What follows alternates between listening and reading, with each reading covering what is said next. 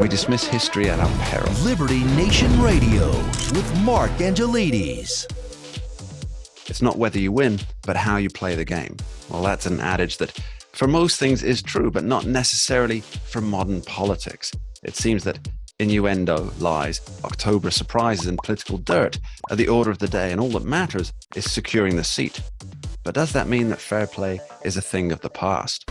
Welcome back to Liberty Nation Radio here on the Radio America Network. I'm your host, Mark Angelides.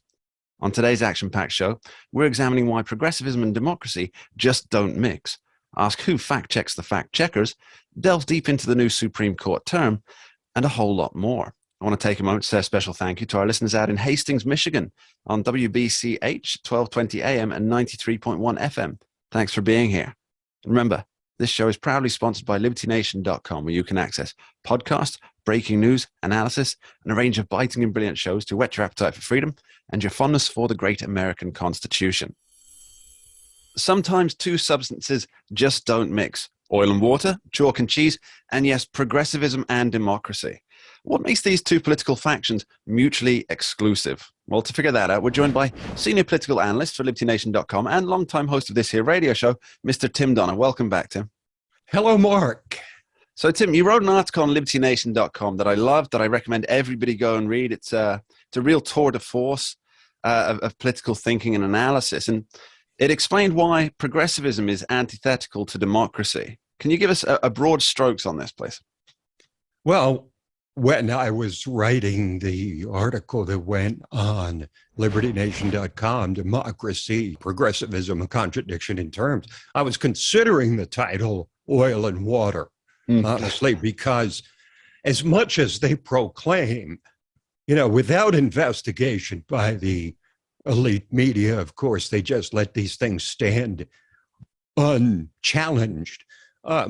They're calling now Donald Trump and MAGA Republicans and maybe conservatives in general a threat to democracy. Well, they don't say a threat to the republic. Notice that. They do not say a threat to the republic, even though we are a constitutional republic.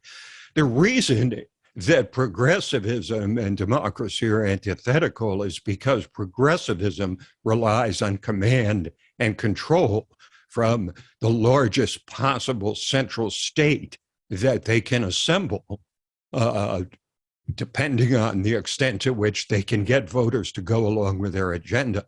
But to suggest that their style of governance is democracy, first of all, we're not a democracy. We have to go over this over and over, Mark. We're not a democracy. We're a constitutional republic. We don't have a winner-take-all mentality where 50% plus one means that we can tyrannize the minority. We have minority protection. Let's just point out the funness of that particular fact there, Tim. We don't have the tyranny of the 50 plus one. Now, a lot of people might be thinking, well, that plus one there, isn't that Kamala Harris? And they're really Yes. trying to put in a sweeping agenda of legislation, the Democrats at the moment, where they do have, as you point out, only the 50 plus one. And it's not even she's not elected president of the Senate per se. It comes with the job title of vice president. So it's not even a real majority in those terms, is it? Well, I think the progressives really unmasked themselves when they essentially lost seats in the House, barely control the Senate with a 50-50 because of Kamala Harris. And they did win the presidency in a bizarre year that was marked by a pandemic and unbridled violence in urban areas across the country.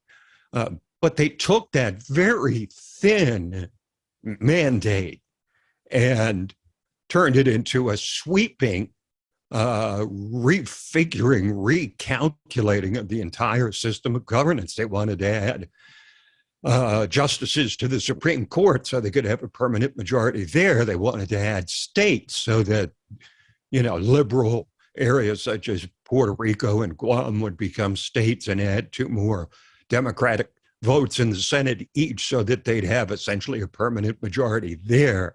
And then they would not have to rely on the will of the people. Put simply, Mark, I think that they embrace so-called democracy over a republic because essentially they've been unable to convince any significant portion of the American people that things like defunding the police and passing $6 trillion in new spending with inflation running at the highest rate in 40 years and a $30 trillion deficit. That's the kind of thing an autocratic movement would do because they don't care about the will of the people. They only care about pressing their socialist agenda, no matter what it takes. Yeah, I think too many people don't really understand the inherent threats within a pure democracy. I mean, sure, it's been described many times as rule by the mob, but on a deeper level, a pure democracy, I think would cause two major issues in the modern world. The first being that there would be literally no political stability, and it would swing from one extreme to the other every election cycle, which obviously we saw this. Well, we saw back in Rome before it became an empire. The populists the populist families, they'd elevate their populist leaders' sons within the family, who would become the lightning rods for all of the woes of the Roman people, and they'd get all this support. But then once they were the populists in charge, then the people on the outside would then say, hey, we're the new populists. Yes, and it would swing from one extreme to the other. But the second point is that the nation would essentially become unbearable, unlivable every 4 years for roughly half the population. Right. But isn't that almost what we're seeing now? Aren't we living through that right now? Well, we are, because of the balkanization of the electorate. Essentially, you've got two people living, as I wrote in another article at Liberty Nation, living on different planets.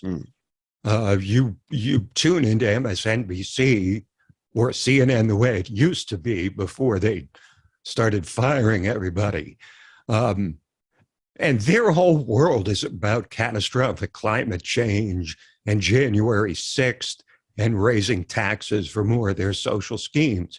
It's an entirely different world than you see when you go on Fox News, for example, and you see a country riven by a border crisis, by urban crime, by rising inflation, cost of living, all of that stuff. So we're so balkanized now. But the point is more that the claim that the left are the guardians of democracy is a cruel joke, because they're anything but small d Democrats. Yeah, I see exactly where you're coming from there, Tim. I have one final question for you, if I may. Now, with the left so keen to shy away and even just gloss over the fact that the United States is a constitutional republic, is the end game for it not to be a constitutional republic? And will that ever be achieved? Certainly, that's their goal. I wrote another piece saying the left finally admits... The prolific writer, Mr. Tim Donner. The left finally admits that they want to get rid of the Constitution. And the reason is because they can't get rid of that pesky First Amendment, which refuses to outlaw hate speech. They can't get rid of that pesky Second Amendment, which provides for self-defense of the citizens. They cannot get rid of the things they don't like, which stand in the way of their command and control of the entire system. So they prefer to call for a democracy as if that's what they really are all about. Joe Biden does it, everyone down the line does it, and an uncritical media allows them to get away with it. Well, at libertynation.com, we don't let them get away with that claim. And that's some good words to leave it on. Tim Donner, thank you ever so much for joining us. Always a pleasure, Mark. Later in the show, we have a special Supreme Court rundown. But up next, after this short break, we figure out who controls the media narrative and why the GOP is party non grata. Don't go anywhere. We dismiss history at our peril. Liberty Nation Radio with Mark Angelides. Entertaining, informative, and just plain fun. Watch Liberty Nation's The Conservative 5. Produced by conservatives for conservatives. C5's The Left Free Zone. Hosted by Liberty Nation's Lisa K. Donner. Joined by a raucous, irreverent panel of authors. Deconstructing leftist narratives. Debating the hot topics. And remembering to laugh. Join the official conservative safe You only space. did that to piss Jeff off. Liberty Nation's The Conservative 5.